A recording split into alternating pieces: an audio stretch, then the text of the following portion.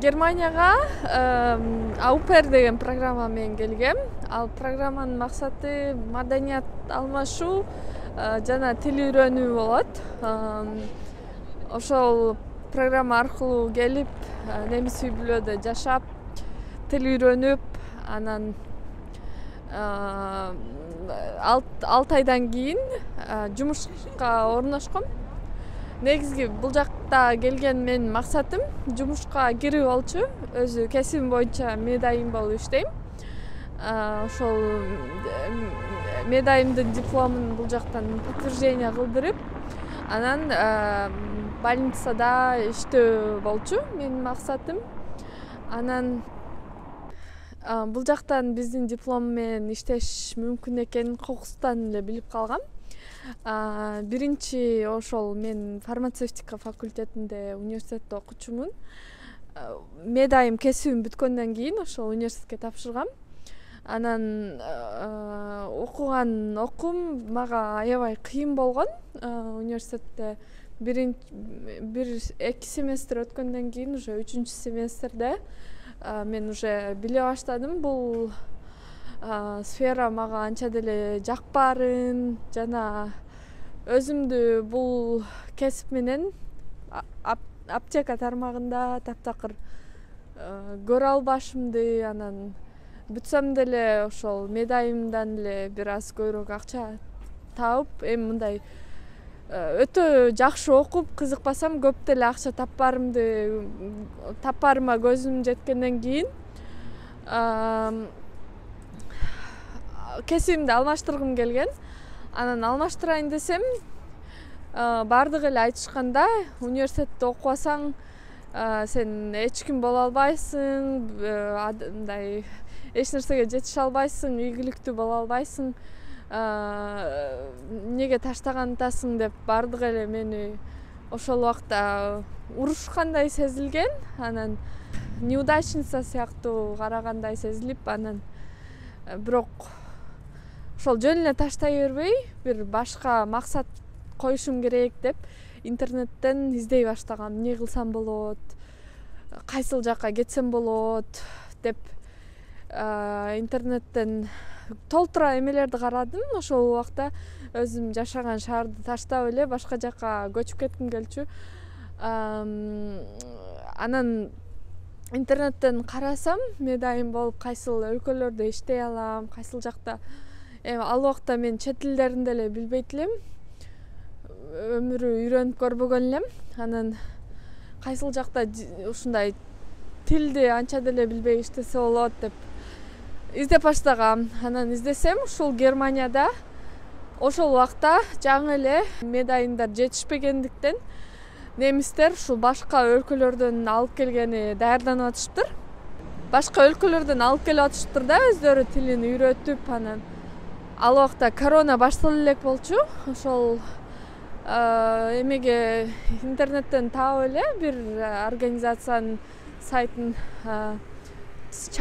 чалсам, алар мага айтып беришти, ушундай тилиң B1-ге жеткенде иштеп баштайсың, бирок ага чейин деле эртерээк келүүнүн толтура жолдору бар деп мага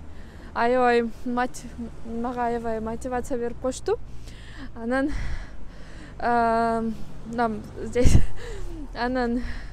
ошону көрүп аракет кыла баштагам. Ушул жакка барып иштесем болот турбайбы деп. Анан ошентип жүргөндө эле корона башталып кетти. Анан жолдор жабылып калды, токтоп калды. Анан корона бүткөндөн кийин тил окуп баштадым. Тил окуп баштап, анан ушинтип келип калдым. Эмне үчүн мен клиникага эле сразу эле жумушка келбей, биринчи немис үй бүлөдө жашадым. Анткени тил үйрөнүш үчүн, оңой болуш үчүн ошол жолду тандадым. Россияда 6 ай A1 деңгээлине чейин окудум.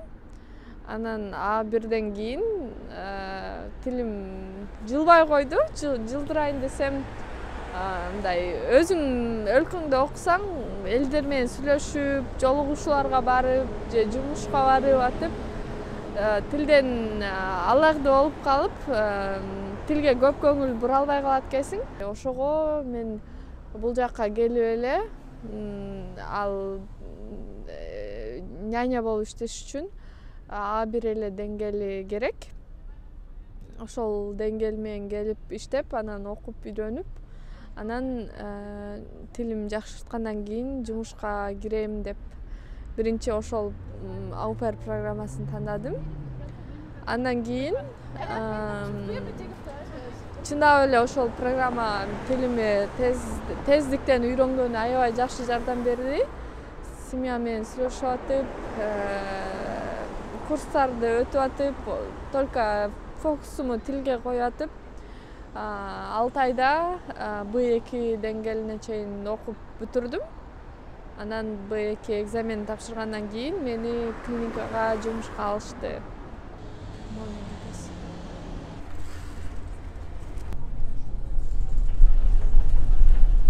Азыр Гамбургдун центринде турабыз. Бул Rathaus, Гамбургдун мэриясы.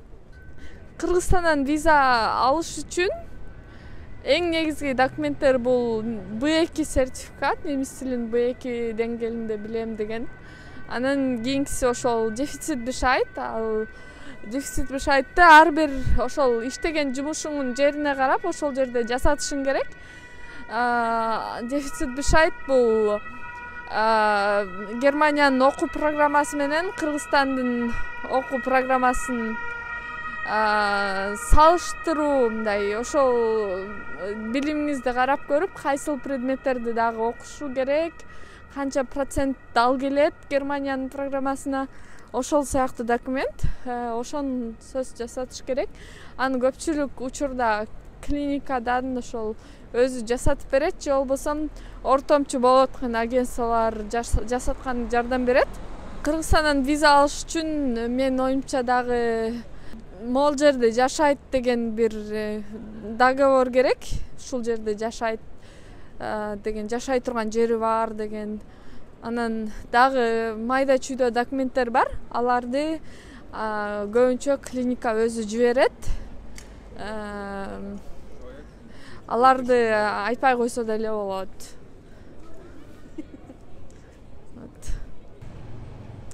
Германияда медсестранын айлыгы менен, к сожалению, картия ала албайсың.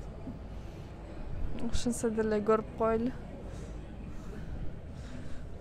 Мисалы, бул 4575 евро турат экен. Муну сен ала аласыңбы? Конечно, алсаң болот, но мне Канча кажется, айлыгын ала аласың? 2 айлыгымы алсам керек. Мен орустардын агентствосы менен кирип калгам. Аны качан таптың эле? Аны интернеттен карагам. Мурун интернетте жумуш издеген сайттарда работа медсестрой в Германии деп аябай көп мындай объявлениялар бар болчу, дагы деле бар болуш керек. Ошол объявленияларга жазып эле толтура болчу. Анан андай иш жумушка алып келген эме адамдар дагы, ортомчулар дагы аябай көп болчу. Ошолордун бардыгына жазгам, бардыгына жазып, баарын условияларын билип, кайсыл жака жумушка орноштурат, канча акча алат, алабы, албайбы, эмне керек деп ошонун баарын билип атып, анан ошол эң мага жаккан бир киши менен ошол мага условиялары туура келген бир киши менен договор түзүп, анан ошол адам аркылуу жумушка келгем. Ал киши рекрутер сыяктуу болуп иштейт эле, клиниканын өзүнөн эле. Бул жактан өзү Россиядан келет, анан Россиядан адамдарды чакырып берем деп сүйлөшкөн экен. Ошол сүйлөшкөн кызматына менден эчтеке алган жок.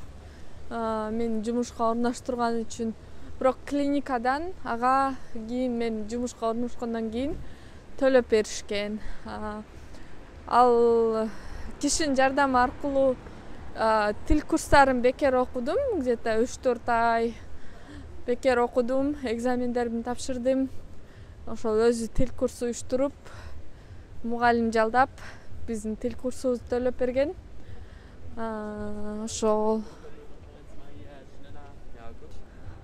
Ошол киши менен түзгөн договорум боюнча мен клиникага 1 жыл сөзсүз иштеп беришим керек болчу. 1 жыл ишим бүтмөйүнчө жумуштан чыга албайт болчумун. Эгер жумуштан чыгам десем, мен сөзсүз түрдө ал кишинин кетирген каражатын кайра кайтарып беришим керек эле. Ушул тил курстарына кетирген каражатын дагы майда чүйдө өзүнүн услугаларын мен кайтарып беришим керек болчу. Бирок ал 1 жыл уже өтүп кетти давно. Биринчи келгенде клиника бизди 3 айга дагы курска жиберди. Медицинский немецкийди окугула деп. Анан школага барып, бирок ал убакта айлык төлөп берип атты. Ошол школага барып тил үйрөндүк 2 ай. Анан 2 айдан кийин бизди медсестранын жардамчысы, ассистенти катары жумушка алды. Ошентип биз 7-8 ай медсестранын жардамчысы болуп, жумушту өздөштүрдүк, үйрөндүк, тилдерибизди жакшырттык. Анан бул жакта медсестранын дипломун подтверждать этиш үчүн ошол 1 жылга чейин жардамчысы болуп, ассистенти болуп иштешиң керек. Анан ал иштеп, анан окушуң керек. Экзаменге даярданышың керек. Акырында Kenntnis Prüfung деп коет. Ошол Kenntnis Prüfungду тапшырмайынча сен бул жактан дипломуң подтверждение кылбайт. Kenntnis Prüfungга даярдандык 1 жылдай. Анан экзамен тапшырдык. Экзамен тапшырганда мен биринчи практический экзамен тапшырасың, анан еще устный экзамен тапшырасың. Устный экзаменден өтүп, практический экзаменден мен биринчисинде өтпөй калдым. Анан кайра тапшырып көрүп, экинчисинден өттүм. Анан ошондон кийин медсестра болдум. Национальный виза менен келгем. Ошол менен келесиң жумушка. Анан кийин ВНЖ аласың. ВНЖнын биринчи алганда 16D, если адашпасам, ошол параграф менен медсестра in Anerkennung деп, которая подтверждает диплом деген ушундай виза берет. Ал виза 2 жылга чейин эле болот. Ошо 2 жылдын ичинде диплом подтверждение кылып, жанагы экзаменден өтсөң, анан дальше калсаң болот. Болбосом экзаменден 2 эле попытка бар. Ошол 2 попытканы экөөсүнөн тең өтпөй калсаң, уже ассистент болуп кала бересиң. Же болбосом башка земляга барып, башынан башташыңа туура келет ошол процессти.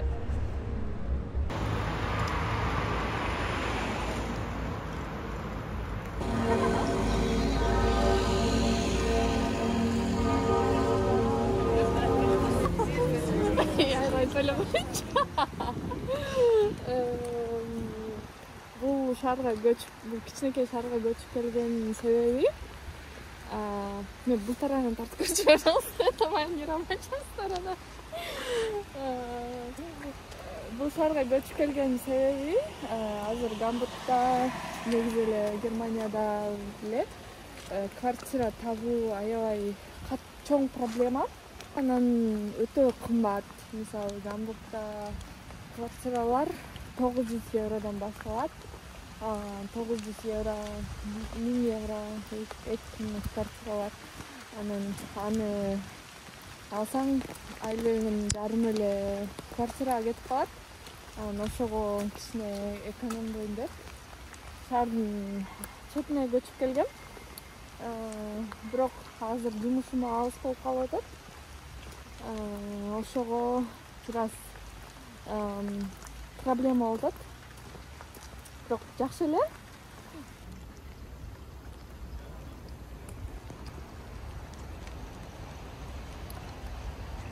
Биздин шаар ушундай.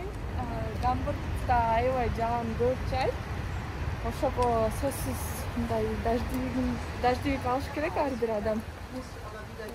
Германияда кайсы шаарда жашасаң деле мындай инфраструктура жакшы өнүккөн, ошол жагат.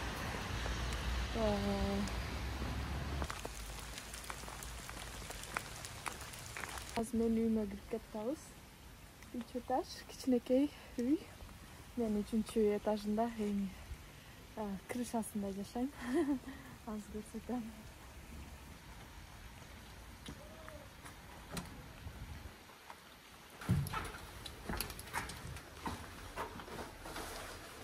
Geldi de karayım.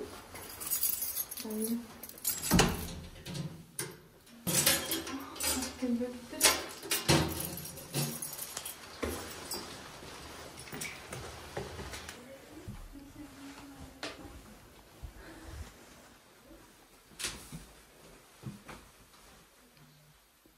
Şunun komadan.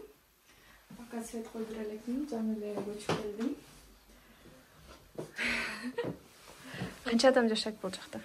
Бул жерде дагы мен, анан соседкам болуп экөөбүз жашайбыз. Канча комната? 2,5 стоит. 2,5. Канча төлөйсүң буга айына? Где-то 700 евро деп төлөйм, плюс-минус. Экөөң тең 700 евро. Экөөбүз эки бөлөбүз 700. Вот.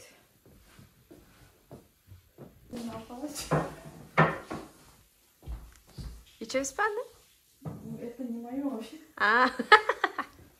Hayırlı olsun bu.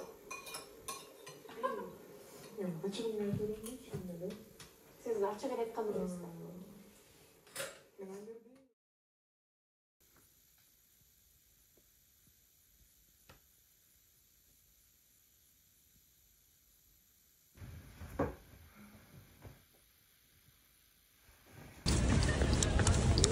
Hier bei mir bleiben.